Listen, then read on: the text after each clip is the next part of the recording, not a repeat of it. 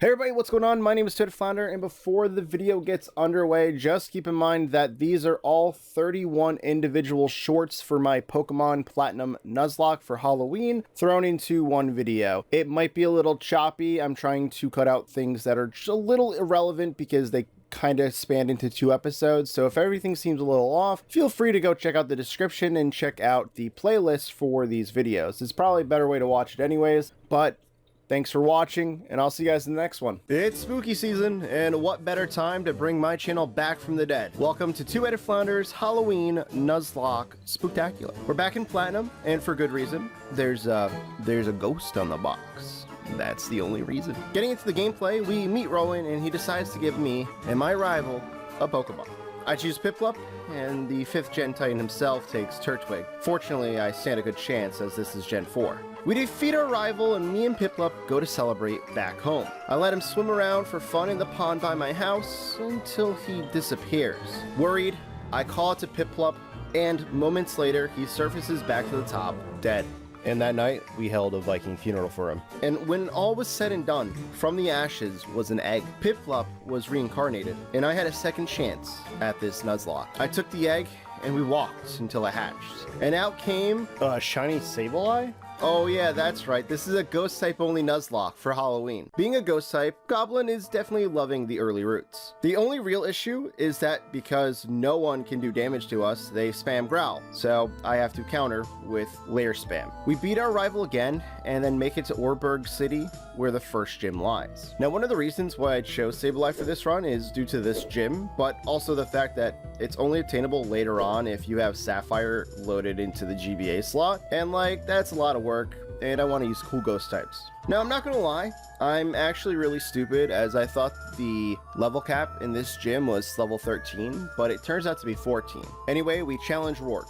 First up is his Geodude, who I lair as he hits us with a rock throw, and then I crit him for an OHKO. Up next is Onyx, who I lair as he hits me with a Screech. I rock smash and get the defense drop as he misses Screech number 2. I then fail to KO, and he gets me to -4 defense. He potions, but the next 2 rock smashes finish him off. We hit level 15 as Cranidos comes out. He outspeeds and pursues me low as I land a rock smash for over half. Knowing I've messed up and will have to start all over, I go ahead and click the button again anyways, and am amazed as we just won a speed tie, allowing us to defeat Rourke and save the run.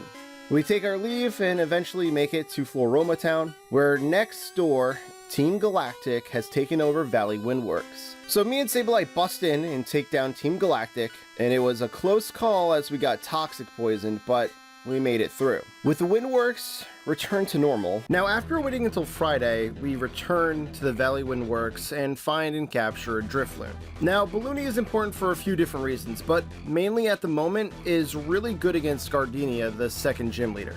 After a few short minutes of leveling up, we approach Eterna Forest, but I have to come back at night. When night falls, we go in and befriend Cheryl. Now, this is crucial for the run. Traveling with Cheryl means all wild encounters are doubled, so we can find Ghastly just a little bit faster. Now, Chansey can't actually hurt Ghastly, so it means we don't even have to worry about that, but it could also curse twice and ruin our ghost encounter for the forest. Luckily, it was a fairly easy capture.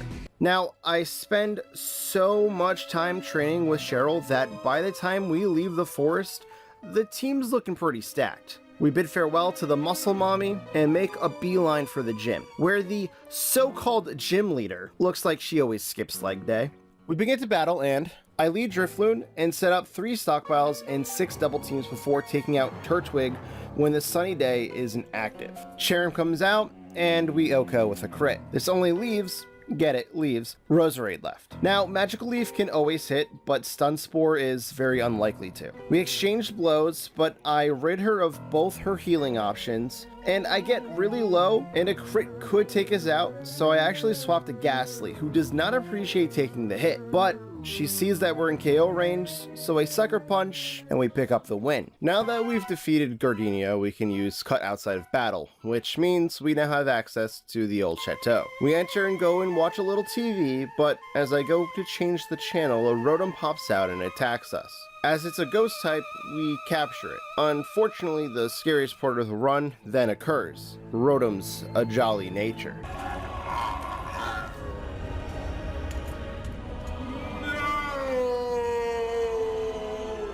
So the next major battle is absolutely a run ender, and because of that, we need to grind. I get Ghastly to level 25, where she evolves into Haunter, and then trade evolve it into Gengar. This automatically brings our base stat speed from 95 to 110, which might help. And with that, we go to take on Team Galactic Commander Jupiter. I lead with Rotom and immediately go for Confuse Ray, which does not pay off. But we then start setting up double teams. I'm not exactly having the best luck here, but I do manage to get to +6 evasion before taking Zubat down. Then out comes the run ender Skuntank. I first Confuse Ray it, and it hits itself. I Shockwave, doing really pitiful damage, and at this point I'm like, if Rotom dies, Rotom dies. However, luck's going my way, and she ate her berry, so I decided to now go over to Sableye. We eat a Night Slash to the face, but then I fake out for a bit of extra damage, survive the second Night Slash, and Nightshade for the win.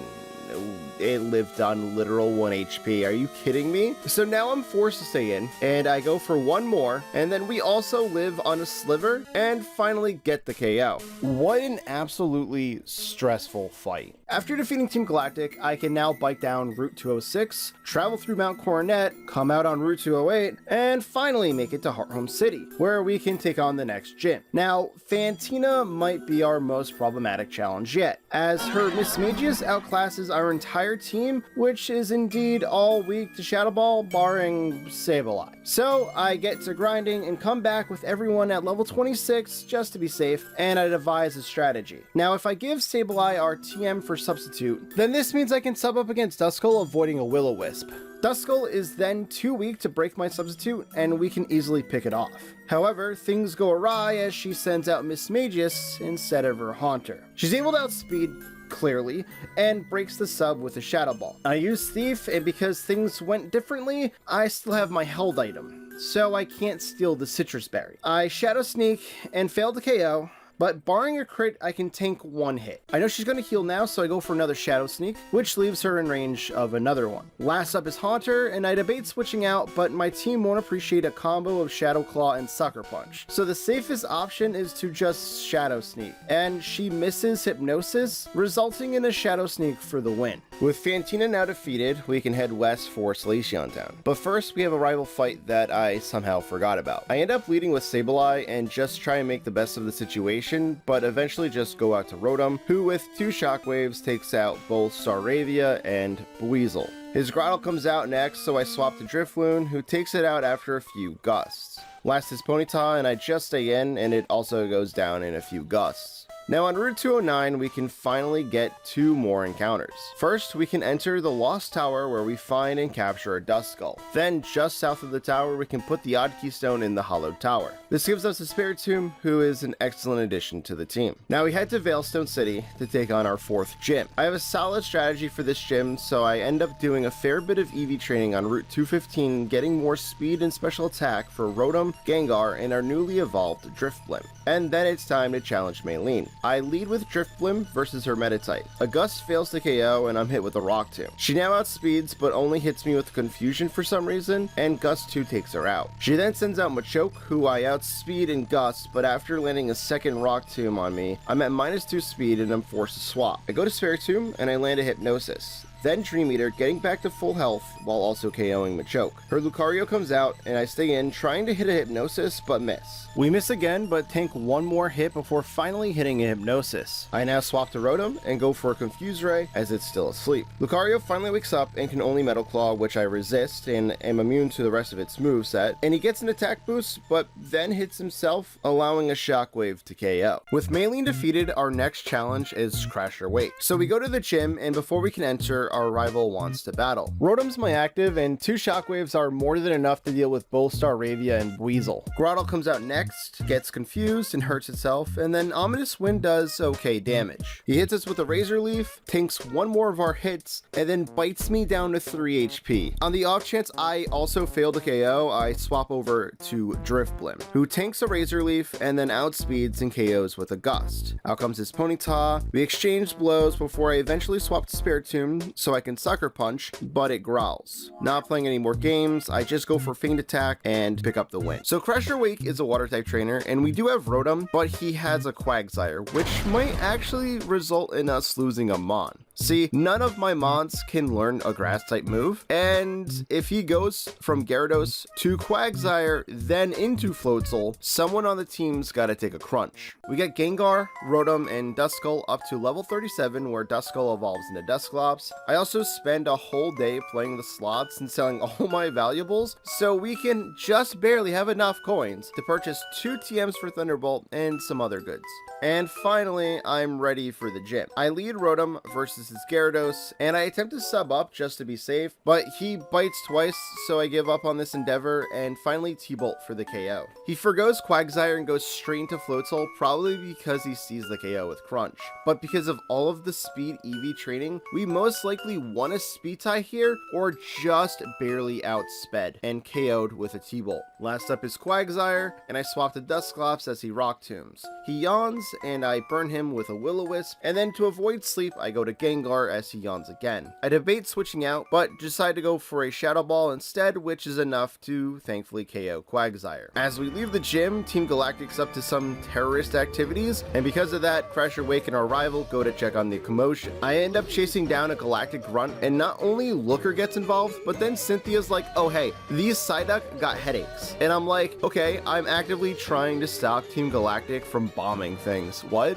We go and give the Psyducks the medicine, and Cynthia then pulls up literal seconds later. I mean, come on, at this point, Cynthia, you're just part of the problem. We navigate the foggy section of Route 210 and pick up the TM for Shadow Ball. We then make it to Celestic Town, where Team Galactic are stopping entry from the ruins. I easily dismantle the Galactic Guard and enter the cave, but Cyrus wants to battle. His Sneasel scares me, but apparently doesn't have any Dark-type moves, as I T-Bolt, which doesn't KO thanks Jolly Nature. He can only Ice Punch and it doesn't freeze, then his second T-Bolt takes him out. Then a T-Bolt easily takes care of the Murkrow, and his last is Golbat, who hangs on by the skin of its teeth that it then uses to bite me. He ends up healing back to full, but then T-Bolt OHKOs. So I'm gonna say this again, thanks Jolly Nature. Cynthia's grandma then thanks us by giving us Surf, and when we leave the cave, guess who pulls up again? I'm gonna say it, I can't stand this woman.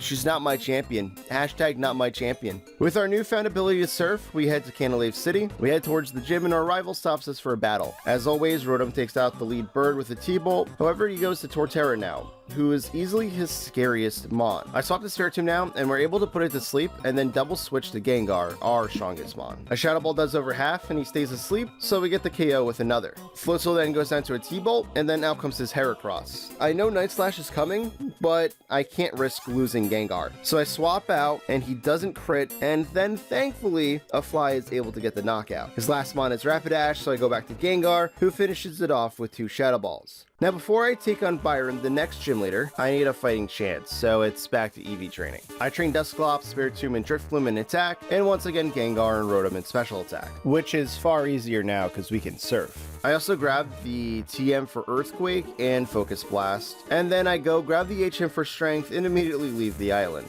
I go into the gym, I give the Metronome item to Dusclops, and we challenge Byron. He leads with his Magneton, and I just begin my Earthquake spam with Dusclops. Keep in mind, every EQ I chain gets stronger with Metronome. Out comes Bastiodon, who takes over half, and I know another will KO. That leaves his last, Steelix, who I get low, but he's gonna heal, so I decide to swap out to Gengar, who's holding the Wide Lens. And we actually managed to land a Focus Miss, and easily KO the Steelix. After we get our badge and leave, our rival's bothering us to go to the library to meet with the professor. And while we're doing that, Team Galactic's setting off more bombs. I end up making my way to Lake Valor and see Team Galactic's damage. We enter the cavern and challenge Commander Saturn. Our moveset allows Gengar to pretty much solo his whole team, even if it's a bit risky. We then fly back home and head to Lake Verity, where Rowan and Lucas need my help dealing with Team Galactic. We challenge Mars, and once again Gengar ends up soloing. I now make my way through Mount Coronet and come out on snowy Route 216. We grab some important items in the snow and eventually reach the QD lakefront, where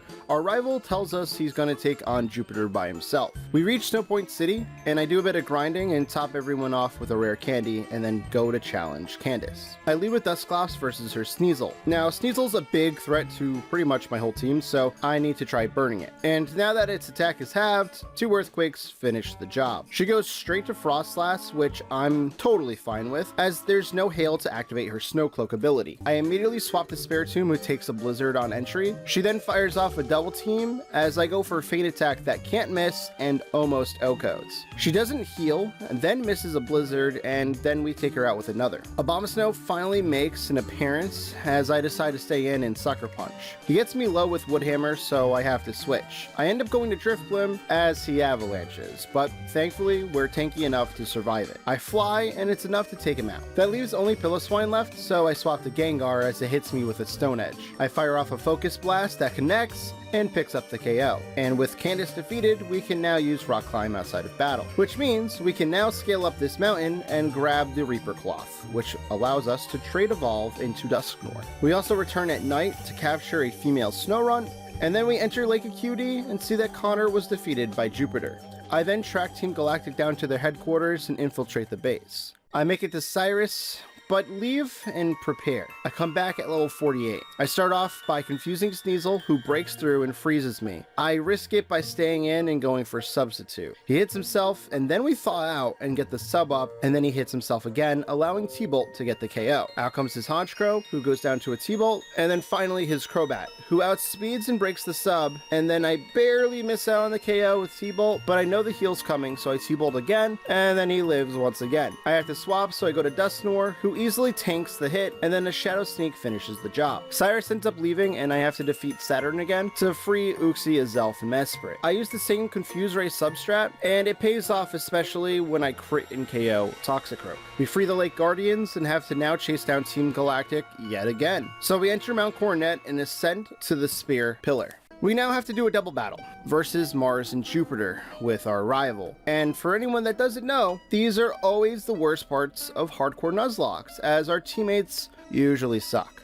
I lead Gengar versus double Bronzor, and I don't want to take 2 Psychic type moves in a row, so I swap the Spiritomb. They have both screens up, so I begin to nasty plot. I damage both and finally end up taking one out, but get confused in the process. Out comes Skuntank, and a +4 Ominous Wind takes it down to half. I go for one more, but never got the boosts or even the KO. Thankfully, Munchlax finally faints and he sends out Staraptor. I land a Sucker Punch on Skuntank and it goes down to a close combat. Golbat comes out and Staraptor goes down, and I hit myself in confusion. This battle is slowly going south. Out comes his Rapidash, who Fire Blasts the easy target, of course, and then I swap to Dusknoir, who takes a few hits and fails to KO Golbat, so Rapidash then hits another easy target. I swap out again, this time to Driftblim, who almost gets KO'd by a crit Shadow Claw. I swap again, back to Spiritomb, and Rapidash misses. I have a horrible feeling that we're finally going to lose someone on the team,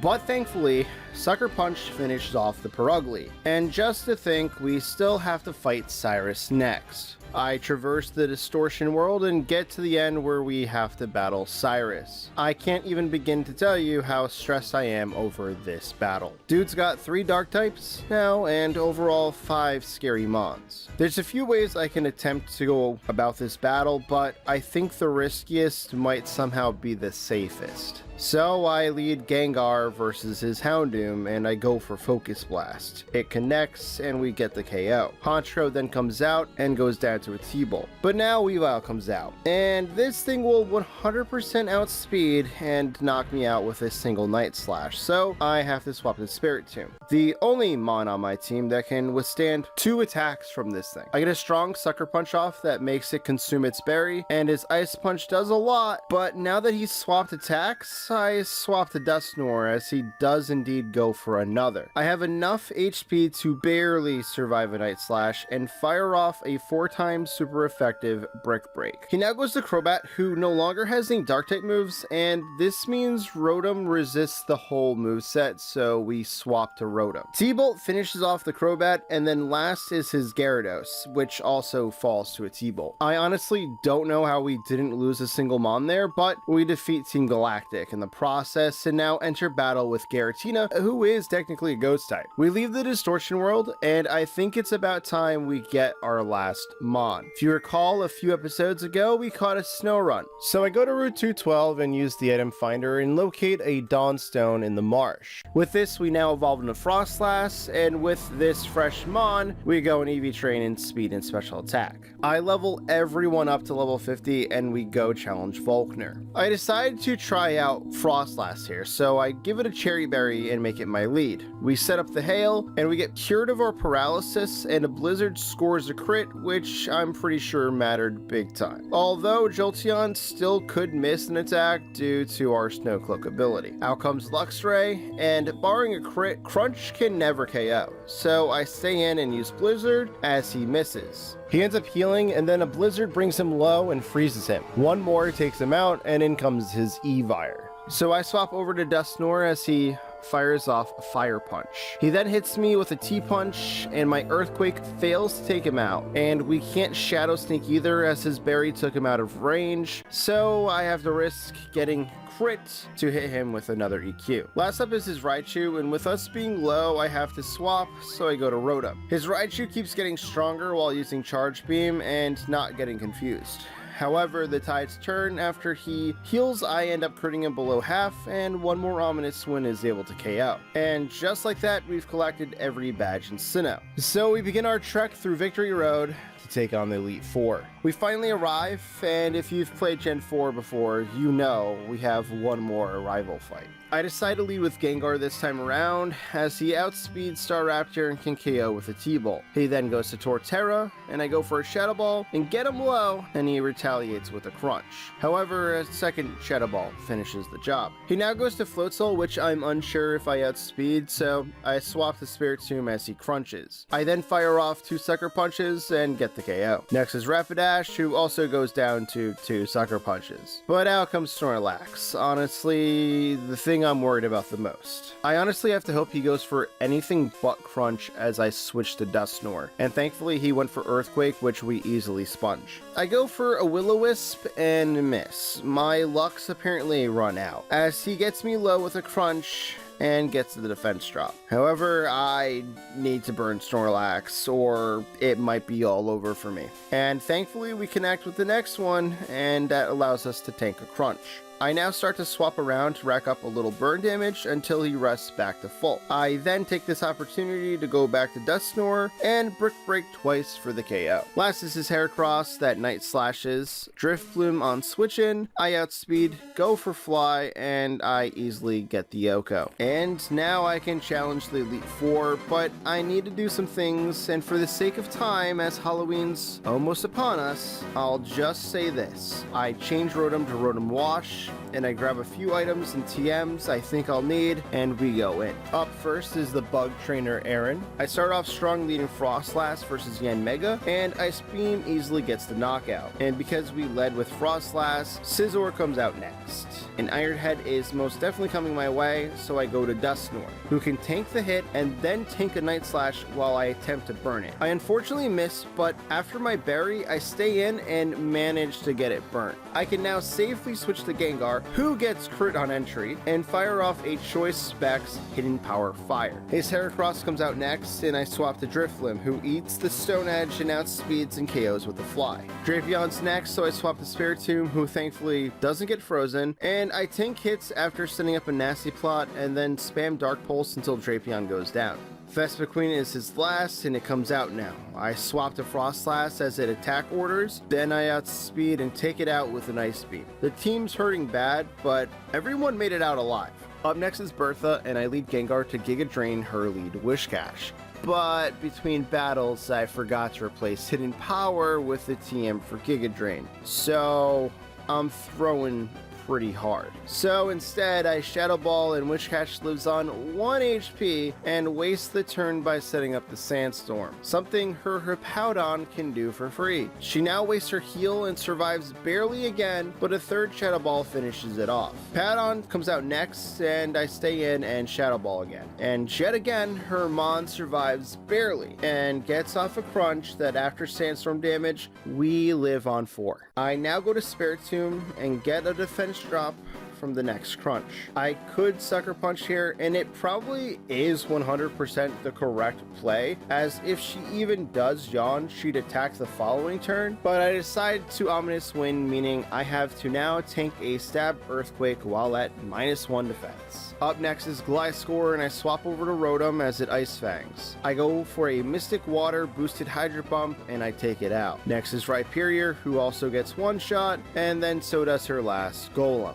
That was a little sloppy, so let's be more careful going forward. We're up against Flint now, and his lead is a Dark type Houndoom. Luckily in Pastoria City, I was fortunate enough to receive a Colberberry, which I give to Dusknoir, which doesn't even matter, as instead of attacking me, she sets up the sun, which might actually be worse. Houndoom goes down to Earthquake, and in comes Flareon, who ends up burning me, allowing it to survive an Earthquake. He then overheats, and we survive, getting off another Earthquake before succumbing to the burn damage, marking our first death. I go to Drifblim now, and I throw so incredibly hard, as I've been outspeeding a lot of things with Drifblim, and I thought, well, maybe we'd outspeed and I'd be able to set up a stockpile. Yeah, I don't outspeed at all, and if I had just Shadow Balled, we'd be just fine. I have to sack, but he bounces. If I had just picked Fly that time, that would have been good, but Bounce is a flying type attack, and we have Rotom, so I swap over and he misses anyways. I don't even risk Hydro Pump here, and I just go for a T-Bolt for the KO. Out comes this Infernape, who I'm surprised we actually outspeed and KO with a Hydro Pump. This only leaves his Magmortar, who I miss with Hydro Pump as he charges up a Solar Beam. The next one connects, and he takes me to half, and one last Hydro Pump connects for the win. I really thought we were going to lose 2 Mons there, but I'm happy to be leaving with 5. And for Lucian, we just dominate. Gengar KOs Mime and Espeon before Alakazam comes out. He Psychics as I go to Spiritomb and KO with a Sucker Punch. He goes to Bronzong, and I get to +6 with Nasty Plot, and 2 Dark Pulses do the trick. All that's left is Gallade, who doesn't crit and goes down to a single Ominous Wind. We now approach the room of the champion, and I think I've devised a good enough strategy. I lead with Drifblim versus her Spiritomb. On paper, this is not a good matchup. However, our only purpose is to tank and swap out with Baton Pass, giving our own Spiritomb survivability to set up Nasty Plots, and eventually take her Spiritomb out. All of this setup was pointless though, as Lucario comes in and crits me down. I have no other options at this point but Gengar, so I have to go for Focus Miss. And when it comes to it, Gengar never lets me down, and we take out Lucario. In comes her Melodic, and I swap the Drifblim as she wastes the turn going for Miracle. I go for a Toxic and miss, and then go down to a Dragon Pulse. I get my free switch to Rotom, and I go for a Charge Beam in case she Miracotes, and we don't get the boost, and then we take half from a Surf. I fire off a T-Bolt now, fully expecting to be taken out either way, but I survive on 1 HP, meaning she has to full restore, which also means I get to now fire off 2 more T-Bolts, which actually pick up the KO. Out comes Garchomp, and then I miss Hydro Pump and get taken out in the process. But I get a free switch to Frostlass, and her last 3 Mons are all weak to Ice. Ice Beam Oko's Garchomp and Roserade, but Togekiss can tank 1, doesn't KO, ends up healing, then goes down. and we've done it. We beat the ghost type only challenge run of Pokemon Platinum. Thanks for watching, everybody. Leave suggestions of what you want to see next in the comments. Like, comment, sub, all that. And I'll see you guys next time.